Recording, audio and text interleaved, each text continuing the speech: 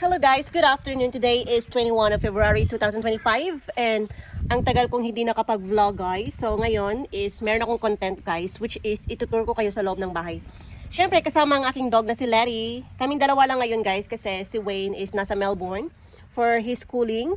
So and then today, this morning, actually 2 days akong naglinis ng bahay guys kasi tomorrow is darating yung family, yung brother ko at saka yung family ni Grace, yung kanyang wife.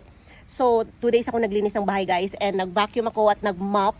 So, maybe this is the perfect time for you to share and to show you my little house. Actually, this house is a renting house namin ni Wayne guys. Bali, what I mean is, nagre-rent lang kami dito guys kasi this house is under the company which is yung pinagtatrabuhan namin ni Wayne, which is Parkside. So, nagre-rent lang kami dito guys. So, hindi talaga ito yung house namin guys. And wala kaming house dito sa Australia. And we cannot afford to buy a house here guys. And yun, actually pagka aalis na si Wayne sa work guys, since si Wayne na nagbabayad ng rent, aalis na rin kami dito kasi we're not allowed to stay in the house guys if we're not working anymore sa company. So yun guys, so hindi ko siya masyadong hindi ko masyadong pinapaganda yung bahay na to guys. As you can see, kung ano lang yung meron, yun lang kasi hindi itong bahay namin guys and anytime pwede kaming mapaalis dito. So, sayang yung pera na igagastos guys sa pagpapaayos ng bahay.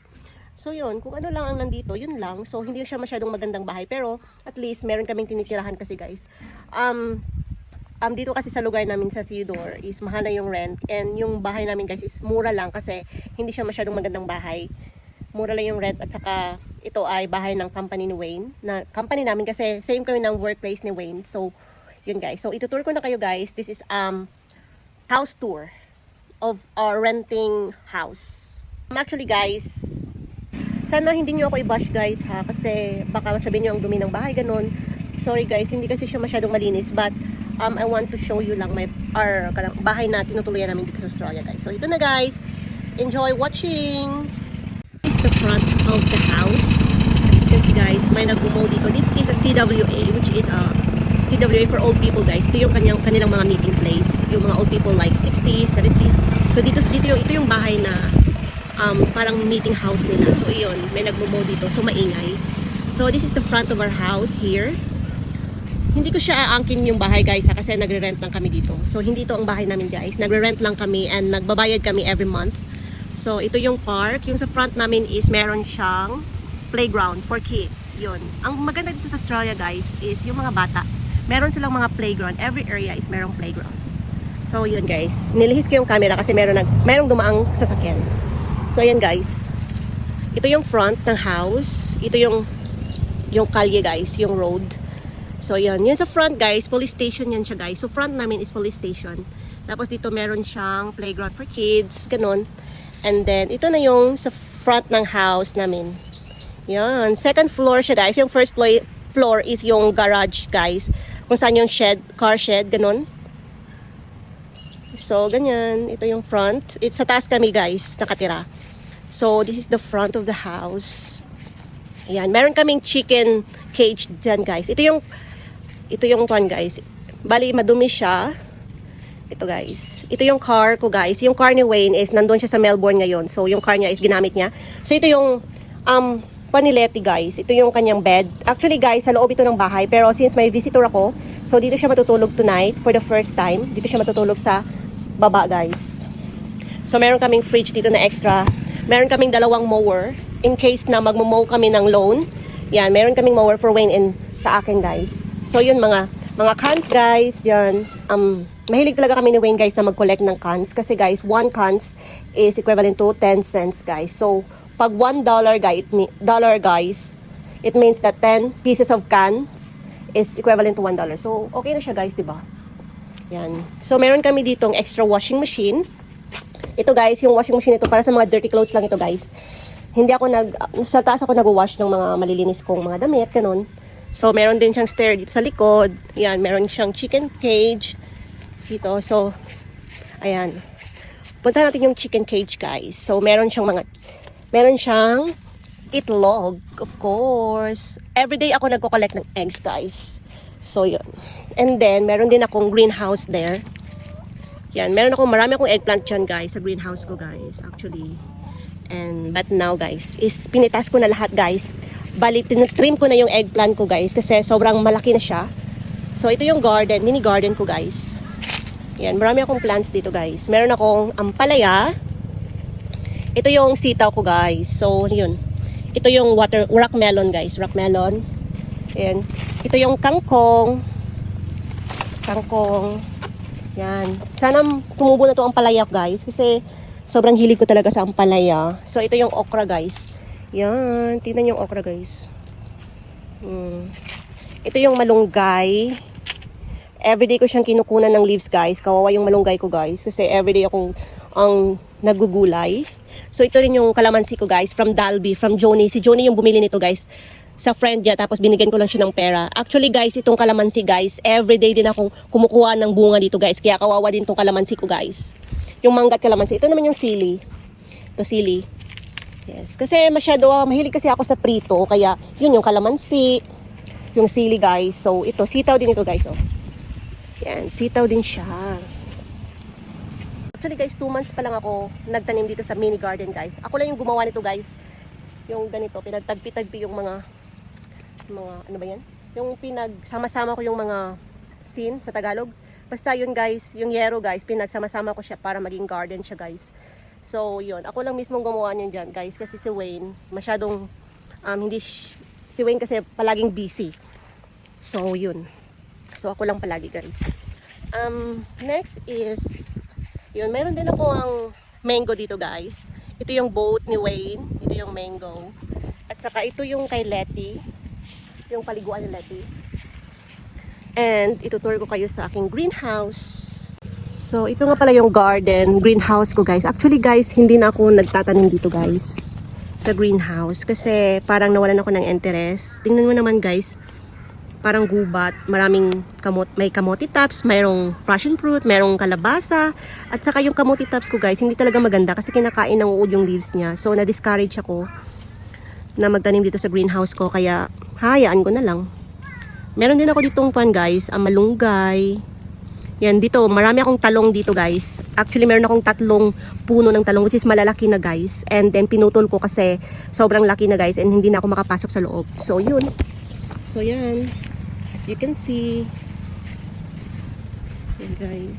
Saan na si Letty? Saan na si Letty? Yan si Letty guys. Yan si Letty. So, yun guys. So, papasok na tayo sa loob ng bahay. So, na-tour ko na kayo dito sa first floor. Doon na naman tayo sa second floor. Yung car ko guys, sobrang ganda. Yan. So, sa step na tayo guys. Yan.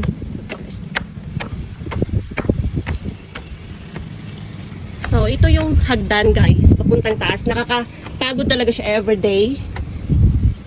Na mag-akyat baba dito sa hagdan.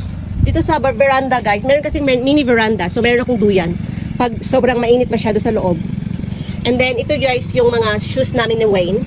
Nilagyan ko siya ng harang kasi si Letty masyadong palaging nangangat-ngat ng mga sapatos namin guys. So, tingnan nyo guys, oh. Ngayon lang guys, nakalimutan ko ilagay dito guys. So, tingnan nyo ang ginawa ni Letty guys. Hinat-ngat, sinira niya yung shoes ko guys. Yan. Ito guys, sinira ni Letty yung slipper or shoes ko guys. So, kailangan talaga merong harang kasi always, halos lahat ng slipper ko guys is so, need talaga namin lagyan ng harang dito guys. Kasi si Letty guys, is yung mga sapatos ko, yung mga tsinelas ko, anything guys na makita niya guys, is kinakain niya guys, which is sinisira niya. Ewan ko ba, parang feeling niya toy. Pero guys, nakakainis talaga guys. Kasi ilang beses na akong nagpalit ng slipper guys. Kasi kinakain niya. Sometimes makakalimutan ko ilagay dito sa loob. So, yun. So guys, pasok na tayo sa loob ng bahay. So, So, pagpasok nyo ng bahay guys, ito na yung loob. Sobrang init ito ngayon guys, which is 39 degrees. So, summer kami ngayon dito sa Australia. So, expected na mainit. Yan guys, tingnan nyo guys. Yan. Hi guys, so guys, itutur ko na kayo sa loob guys. Maliit lang siya na bahay guys ha. So, ito yung parang altar ko guys. Nandito yung si Papa Jesus. And then yung Santa Claus guys, which is very cute. And nandito rin yung aking mga rosary guys. So, nandito siya sa aking small table. At saka dito rin ako nagla-laptop. Guys, pag gusto ko mag-laptop. So, dito, nilalagay ko lang yung laptop ko and then nag-uupo ako, ganun. Yan. So, dito yung mini table ko, guys. And then, dito naman yung kwarto namin ni Wayne. So, yung kwarto namin ni Wayne, guys, is sobrang liit lang talaga. Yan. Sobrang liit lang talaga yung kwarto namin ni Wayne, guys. Charan! Yan, may drawer. Tapos ito yung charger namin, guys. And then, meron kaming king-size bed. Yan, king-size bed to, guys. So, yan. King-size bed. Tapos, inopen ko yung curtain, guys, kasi sobrang init. And ayoko naman magbukas ng aircon kasi sobrang mahal yung kuryente, guys. So, yun. So, ito lang yun, guys. Simple lang. Wala kaming mga clothes dito, guys. Kasi meron kaming closet, guys. So, parang talaga dito, guys. Tulugan. So, ang lapad ng bed namin, guys, ni Wayne. So, yun.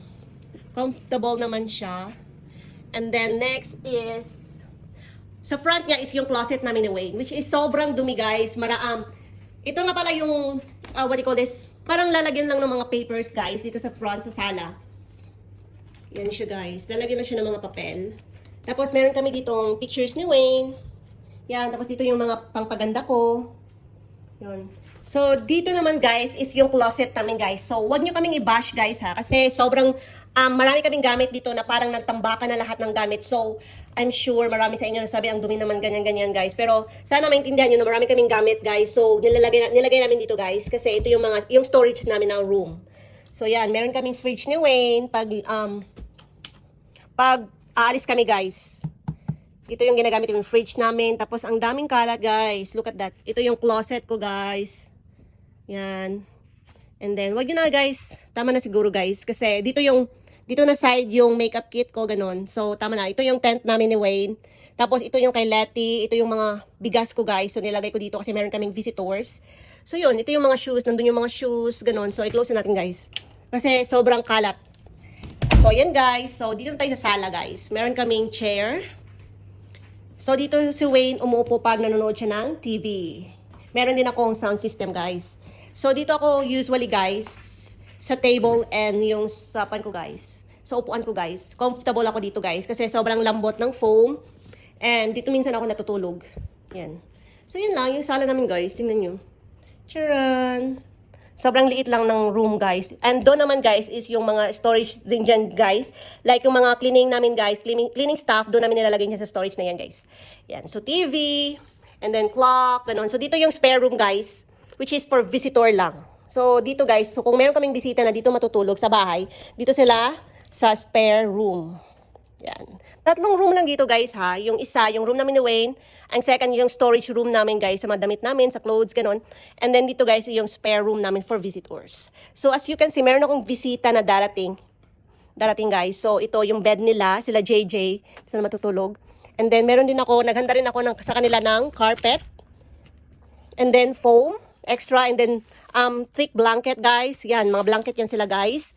And then, ito, guys, foam din ito, guys. Usually, dito ako natutulog sa maliit na foam, guys. Kasi si Wayne, ayaw niya kung minsan katabi kasi masyado daw malakas yung hilik ko. So, minsan natutulog ako sa spare room, guys. So, ito, merong unan. Ito for visitors, yan. Extra pillow. Yan. So, meron din silang towels. Yan, blankets doon in case kailangan nila ng extra blankets. So, yun lang. Hindi masyadong maganda, pero okay lang. And then, guys, next is sa toilet naman tayo. So, ito yung toilet namin ni Wayne. Maliit lang talaga siya, guys, na toilet. And, tingnan nyo naman. So, ito yung toilet, guys. I-close natin, guys. Yan, meron siyang basurahan. Dito yung mga storage, yung mga toothpaste, yung mouthwash na nilalagay namin, guys. So, yan. Mga stuff ni Wayne.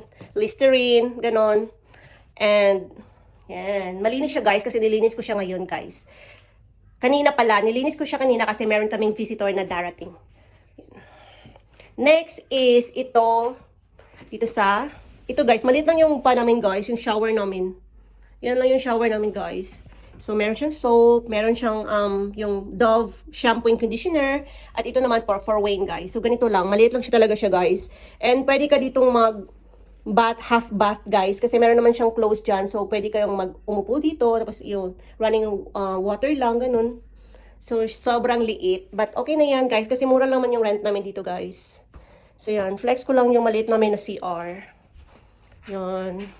So, next is yung kusina. Sa kusina namin, guys, is usually hindi kami dito kumakain ni Wayne. Usually hindi kami kumakain dito, guys, kasi nanonood kami ng TV while eating. So, doon kami kumakain sa sala namin, guys. So, dito kami kumakain ni Wayne. Yan. So, ito naman yung mini, what do you call that? Pantry ko, guys. So, mini pantry, nandito yung mga Milo, gatas, coffee. Mahilig ako sa coffee. And yun, yung mga Asian food, nandito, guys. Ito pala yung may aunts. Kaya pala. Ito pala yung may aunts. So, ito yung aming maliit na fridge. Dito, guys, is yung mga soft drinks lang, guys, and water. So, ayan. Yung Nagaraya ko, guys. Nagaraya. And yun, Ladies Choice, our kitchen products, and water and cokes. So, yan, guys. Yun lang. Tapos ito yung food ni Letty. Food yan ni Letty, guys. Food ni Letty. So, maliit lang siya na fridge. So, ito yung kitchen part, guys. So, ito yung mga plates na kung may bisita, guys, or wala kaming plates, ito kami kumukuha, guys. Actually, clean na ito, guys, ha. Clean na ito. So, yun. Meron kaming cabinet for plates, guys. Pero ito, guys, for extra lang. Yan. So, i-flex ko rin sa inyo, guys, yung nabili ko na washing machine sa katas ng pagtatrabaho ko sa aged care.